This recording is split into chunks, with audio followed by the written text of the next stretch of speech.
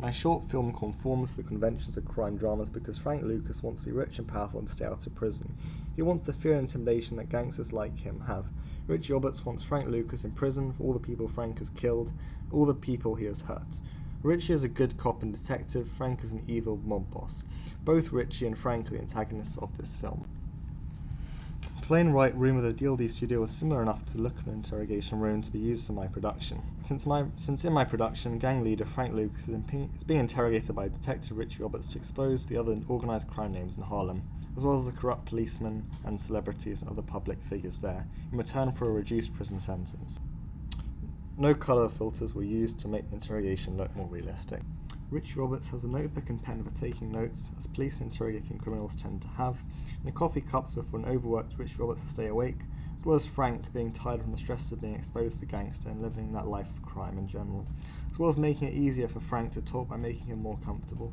The coffee cups also work as a way of expressing Frank's anger when he fails to bribe Richie into letting him go, where he knocks the cup off the table.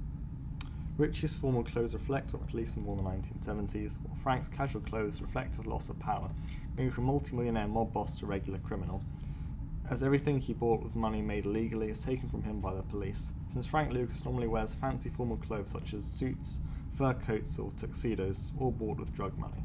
A lot of serious expressions have been used in the actors' performances to create meaning, to express anxiety or irritation with each other, and general distrust and dislike between the two characters. Silences were also used to build tension, and some shouting raised voices were used to express anger, more specifically when Frank fails to bribe Richie with money into letting him go.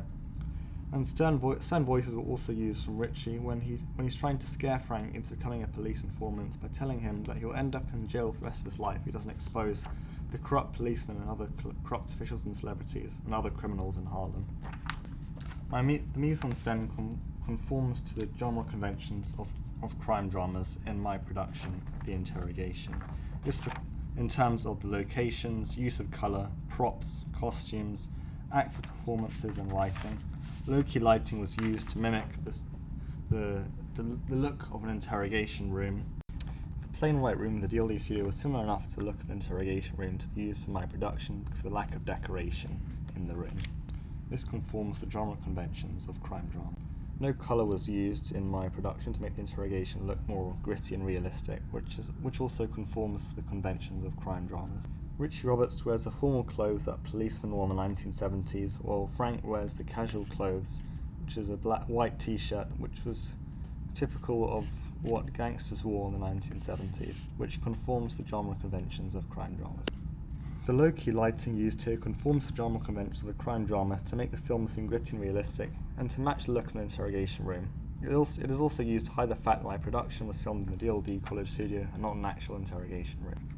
J and L cuts were used to hide editing points to make the film seem more realistic, and to follow the flow of the conversation, and also pauses to build tension and symbolise awkward silences in the interrogation, which conforms to genre conventions of crime dramas.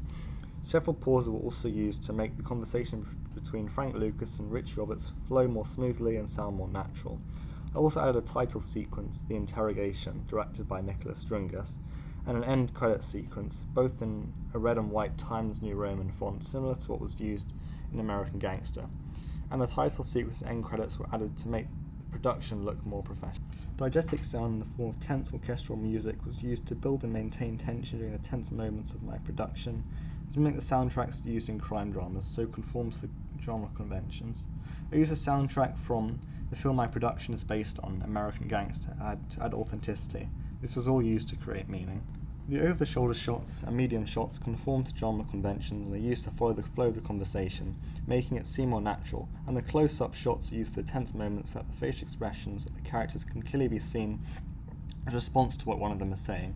For example, when Frank tries to bribe Richie into letting him go, and the camera shows a close-up of Frank. When Richie says, "Yeah, Frank, get in line," that one stretches around the block too. There is a low-angle shot to show Richie's dominance over Frank, and then the camera shows a high-angle shot of Frank to make him look small and weak.